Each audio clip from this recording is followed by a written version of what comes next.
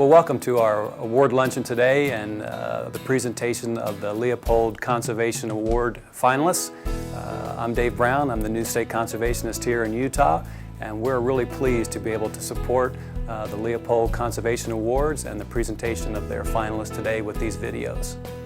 The finalists this year are Karl and Raymond Heaton of Kane County, the Osguthorpe family, Red Pine Land and Livestock of Summit County, Dennis Stowell family of Iron County, and Fred Thurston of Morgan County. I'm looking forward to meeting the winner at the Farm Bureau annual meeting later this month. Ron Francis, our public affairs specialist and video producer, will now introduce these wonderful ranchers and nominees to you.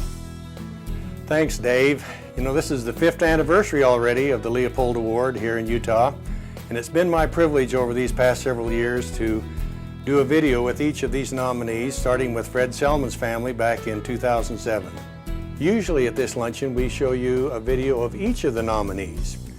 This year, however, we'd like to show one combined video featuring the various accomplishments of all of the nominees. Let's start by having each tell us a little bit about their operation.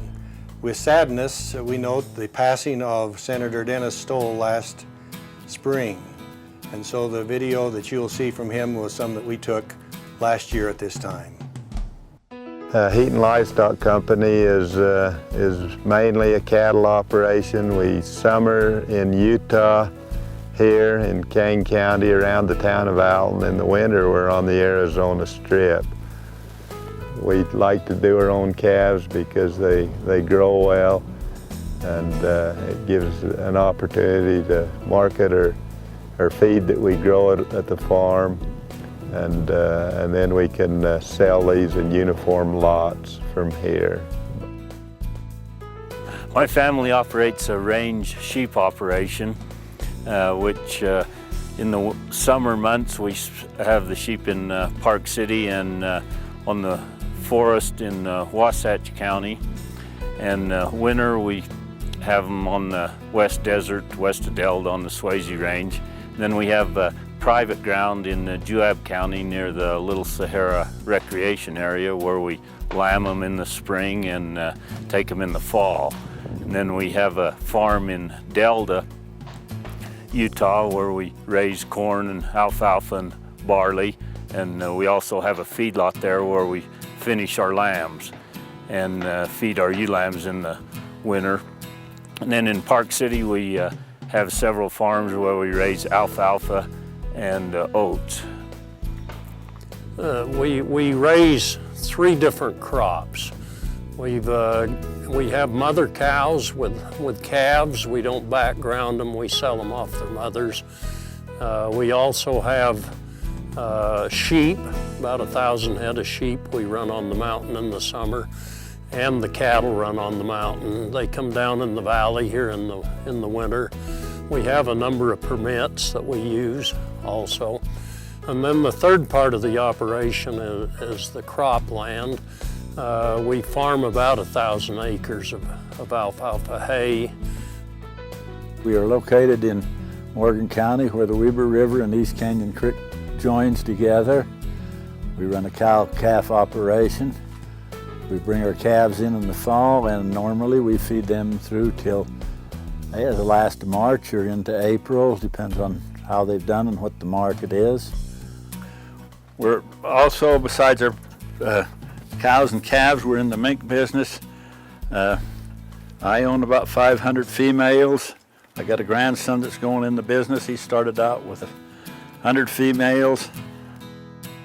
It would take us all afternoon to feature all of their conservation accomplishments, so let's have each one of them tell just a little bit about some of the significant conservation work that they've done over the years. Everything from water quality to range management. This project here is mainly for wildlife and sage grouse. We just took a dozer and scalped the ground, planting back the type of vegetation that sage grouse and deer would like, which is the emphasis here. And we wanted all the natives to come back. And so this is on a sage grouse migration route and also a valuable deer habitat. And so that's the really emphasis here. You can see the small food plots surrounded by the cover, which makes an ideal wildlife environment.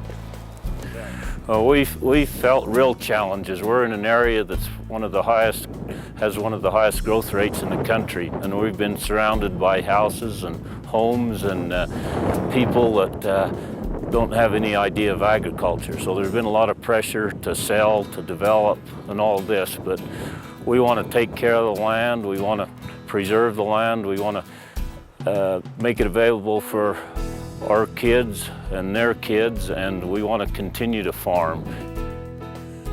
When I first came here, there was no distribution of water. Even though we did some range practices, the water was a long ways away and they had to trail. And we've run several miles of pipelines, both on the mountain and here in the valley, so that I believe every single pasture has water in it now. Our sheep run up on the mountain. We have one pasture that's about 600 acres, and there's a ridge runs down through the piece, splits it in half. There's no water on one side, no natural water, and there's good water on the other side.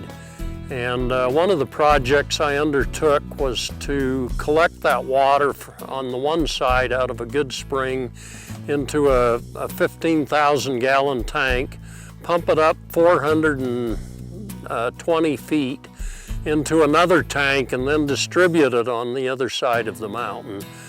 We pump the water with 3 solar panels and a solar pump. This cross fencing is real important. We've got to keep our cattle in certain pastures until they get the feed pretty well gone, and then we can move them into new pastures that haven't been, and it gives our old grass a chance to rejuvenate, reseed out, get ready to grow the next crop. I don't know, I guess it's probably the best investments that we can make. You can see the difference in the grass from one side of this fence to the other right here in this video. The deer come in here in winter in here on these points of these hills and that. They spend time here wintering, and we got bitter bush on just about every ridge that we have here for the deer to get onto. Nearly all of them have found it helpful to develop some additional income from other sources such as recreation and hunting. Okay, the Heaton Ranch manages for trophy mule deer habitat, and they have a separate company that they offer outfitting for trophy mule deer hunts. On the ranch, they harvest between 5 and 10 trophy mule deer every year off the ranch to clients who are willing to wait up to 2 years to have an opportunity to hunt the ranch. The conservation work has greatly improved the quality of mule deer as far as the antler growth and the size and body of the mule deer. Wildlife and recreation, we've had to make a part of our ranching operation to diversify it, so our children had the opportunity to make a decent living in agriculture. They all want to be associated with farming and be a part of it, but that's not always possible today with the economic conditions of agriculture, and by providing a recreation component and wildlife component, we've been able to capitalize that. We added a recreation component, Red Pine Adventures, where we have about 50 snowmobiles in the winter and take people on tours of the ranch in the winter. And in the summer we have 50 horses and take them on horseback ride tours in the summer. We used to have a dairy operation on the road there in Park City, and was milking about 250 cows, and they widened the road and condemned our dairy and took it out. So we got into the recreation business, and so now I tell people, instead of milking cows, we're milking the public. Each one of them has been nominated because of their strong conservation ethic. You know, I think each one of them would get along just fine with Aldo Leopold. I like to see a properly functioning watershed, and I like to see, the land reach its full potential. I hate to see erosion and I hate to see water run off, muddy water run off. I like to leave this land and ranch better than when I came here. My father at a young age instilled in me the conservation ethic, and he always told me that conservation was the wise use of our natural resources, not the non-use. And so we've always used our resources, but maintained them so that they'd be better for the next generation. And he always taught me that the way to tell what kind of job we were doing grazing our sheep on the mountain in the summer is by the next spring watching the creeks that come out of the snow melt from our summer ranges that we use for irrigation. If those creeks are clean, we've done a good job. If they're running dirty, we're doing something wrong and we better change our practices. Of course, conservation is more about the future than it is the past. You know, we can conserve and help ourselves a little bit, but we worry about our children, our grandchildren, our great-grandchildren, that they're going to have enough natural resources to take care of them. So it's really important that we not use more than we absolutely have to and conserve it for our grandchildren. Conservation's real important. If we wasn't able to grow this grass and take care of our ground the way we do, why we couldn't raise near as many. And the way things are now today, you got to keep the cost of production down all you can.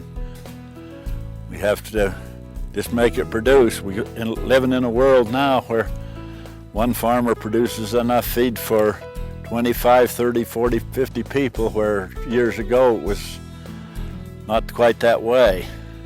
It's very important that we do take care of what we're privileged to use here while our lifetime while we're here.